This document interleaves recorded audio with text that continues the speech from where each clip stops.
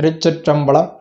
Sivajothi YouTube channel நேயர்கள் அனைவருக்கும் அடியேனுடைய பணிவான வணக்கங்களை முதற்கண் தெரிவித்துக் கொள்ளுகின்றேன். இன்றைய காணொளியாக மனம் என்ற தலைப்புக்கு கீழே இரண்டாவது காணொளியை பற்றி சிந்திப்பதற்கு குருவருளும் இறைவனுடைய திருவருளும் கூட்டி வைத்திருக்கின்றது. அந்த வகையிலே மனம் பற்றிய சென்ற காணொளியிலே இந்த ஆன்மா எடுக்கக்கூடிய தூள உடம்பு பற்றியும் இந்த தூள உடம்பிற்கு மூலமாக விளங்கக்கூடிய சூக்கும உடம்பு பற்றியும் நாம் சிந்தித்தோம்.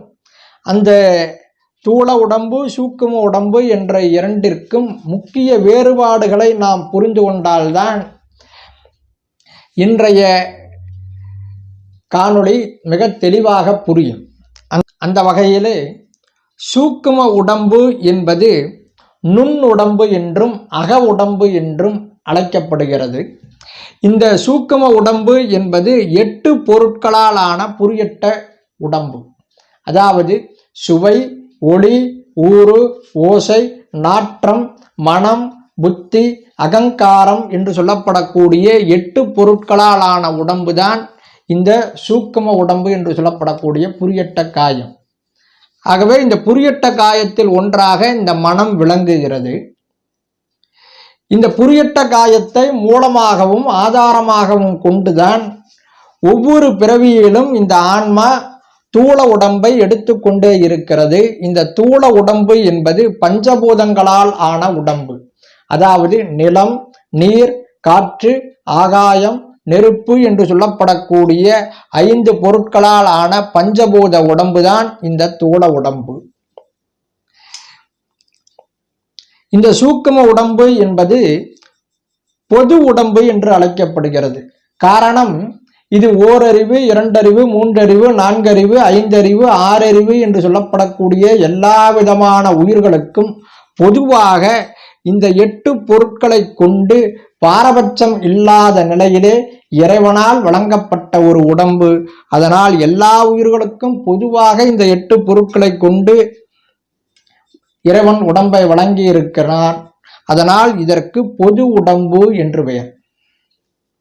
இந்த பொது உடம்பை பெற்றுக்கொண்ட ஆன்மா அதுக்கு அடுத்து வினையின் காரணமாக தான் செய்கின்ற வினைக்கு தக்கவாறு மாறுபட்ட உடம்பை எடுக்கும். அந்த மாறுபட்ட உடம்புக்கு சிறப்பு உடம்பு என்று பெயர். இந்த சிறப்பு உடம்பு என்பது எல்லா உயிர்களுக்கும் ஒரே மாதிரி வழங்கப்படுவது கிடையாது, வினைக்கு தக்கவாறு வழங்கப்படுகிறது. ஆகவே வினைக்கு தக்கவாறு பஞ்சபூதங்களால் ஆன உடம்பிற்கு சிறப்பு உடம்பு என்று பெயர். அடுத்தபடியாக ஆன்மாவிற்கு இறைவன் இந்த சூக்கும உடம்பை ஒரே ஒரு முறைதான் வழங்குகிறான். அதுவும் அனாதி காலத்தே வழங்கி விடுகிறான். அது மட்டுமல்லாமல் இறைவன் இந்த ஆன்மாவிற்கு வழங்கிய முதல் உடம்பும் இந்த சூக்கும உடம்பு தான். முதலில் ஆன்மாவிற்கு வழங்கிய உடம்பு இந்த சூக்கும உடம்பு தான். இந்த தூள உடம்பு என்பது ஆன்மாவுடைய வினைக்கு தக்கவாறு பிறவிதோறும் இறைவன் வழங்குகிறான். ஒவ்வொரு பிறவியிலும் அந்த ஆன்மா செய்த வினைக்கு தக்கவாறு ஒவ்வொரு பிறவியிலும் இந்த தூள உடம்பை வழங்கி கொண்டே இருக்கிறான். ஒவ்வொருவருக்கும் மாறுபட்ட உடம்பை வழங்குகிறான். அதுக்கு அடுத்தபடியாக இந்த சூக்கும உடம்பை இறைவன் தன்னுடைய ஆன்மாவிற்கு முக்தி வழங்குகின்ற அந்த காலத்தே, முக்தி காலத்தே ஆன்மாவை விட்டு நீங்கும் உடம்பு இந்த சூக்கும உடம்பு. ஏனென்றால் முதலில் இந்த சூக்கும உடம்பைத்தான் ஆன்மாவிற்கு கொடுக்கிறான். மீண்டும் இந்த சூக்கும உடம்பை எப்போது ஆன்மாவிடமிருந்து நீக்குகிறான் என்றால், இந்த ஆன்மா எப்பொழுது முக்திக்கு தகுதியாகிறதோ அப்பொழுது இந்த ஆன்மாவை விட்டு இந்த சூக்கும உடம்பை நீக்கிவிட்டு இந்த ஆன்மாவை மட்டும் தன்னுடைய திருவடியிலே சேர்த்து கொள்கிறான். ஆகவே முக்தி காலத்தே ஆன்மாவை விட்டு நீங்கும் உடம்பு இந்த சூக்கும உடம்பு. ஆனால் இந்த தூள உடம்பு என்பது ஒவ்வொரு பிறவி முடிவிலும் ஆன்மாவை விட்டு நீங்கும் உடம்பு.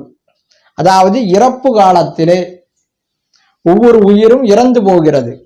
ஆகவே ஒவ்வொரு பிறவியுடைய முடிவிலும் இந்த ஆன்மாவை விட்டு இந்த பஞ்சபூதங்களாலான உடம்பு என்பது நீங்கிவிடும். அதற்கு அடுத்தபடியாக இந்த சூக்கம உடம்பு என்பது எந்த பிறவியிலும் மாறாத உடம்பு இந்த சூக்கம உடம்பு.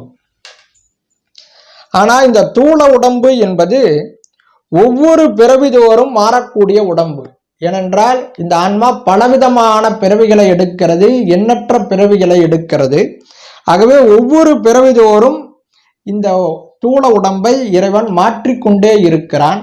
அது மட்டுமல்லாமல் இந்த தூள உடம்பு என்பது ஒரே பிறவியிலே பலவிதமான மாற்றங்களுக்கும் உட்பட்டது.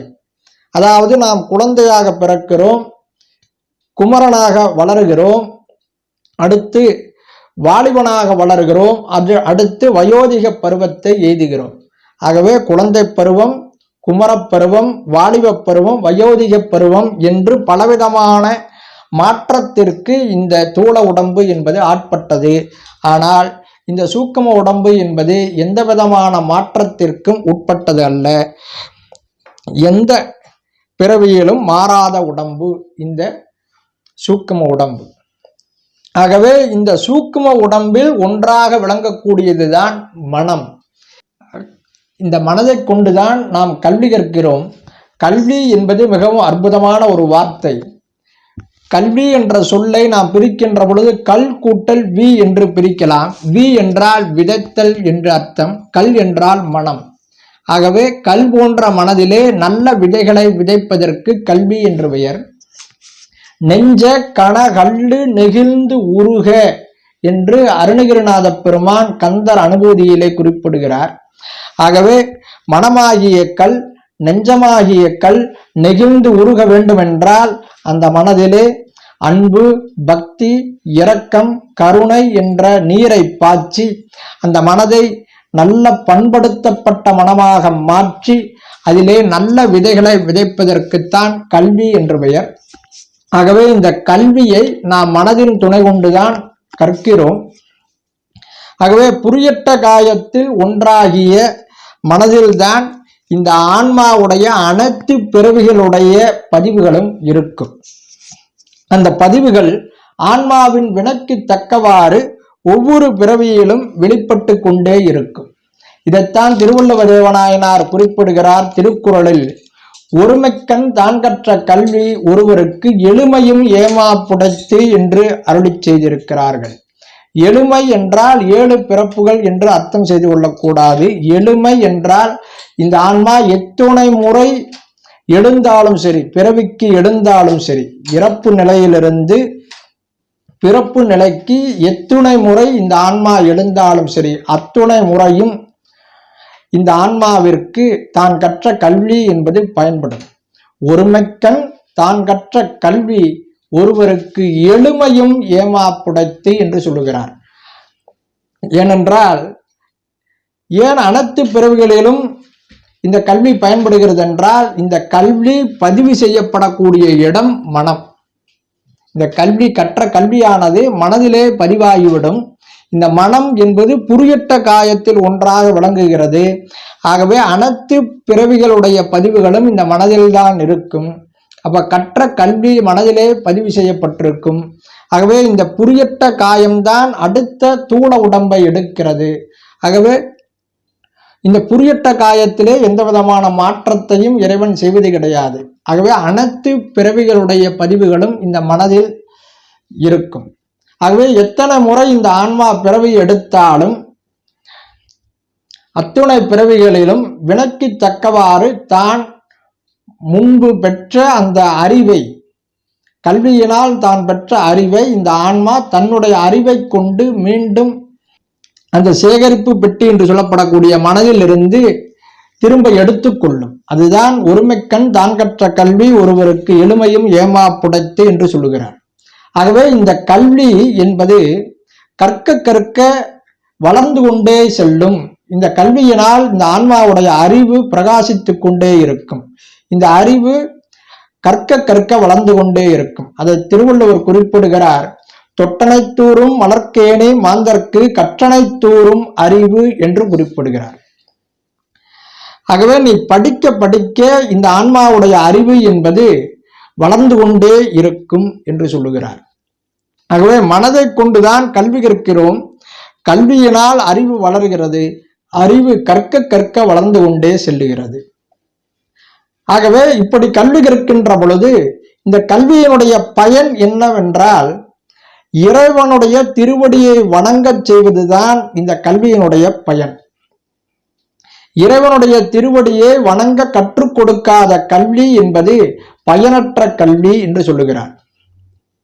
ஆகவே முற்று அறிவு கொண்ட வாள் அறிவனாகிய முற்று அறிவு கொண்ட இறைவனுடைய திருவடியை வணங்கவில்லை என்றால் நீ படித்த படிப்பு, நீ கற்ற கல்வியினால் பயன் என்ன என்று கேட்கிறார். கற்றதனால் ஆய பயனன் கொள் வாளறிவன் நற்றால் தொழார் எனில் என்று கேட்கிறார். வாளறிவனாகிய முற்று அறிவு உடைய இறைவனுடைய திருவடியை நீ வணங்கவில்லை என்றால் நீ படித்த படிப்பு, நீ கற்ற கல்வியினால் என்ன பயன் என்று கேட்கிறார். ஆகவே இறைவன் திருவடியை வணங்குவதனால் என்ன பயன் என்பதை அடுத்த காணொளியிலே சிந்திக்கலாம் என்று கூறி இந்த அளவிலே இன்றைய சிந்தனையை பூர்த்தி செய்து அமைகிறேன். நன்றி, வணக்கம், திருச்சிற்றம்பலம்.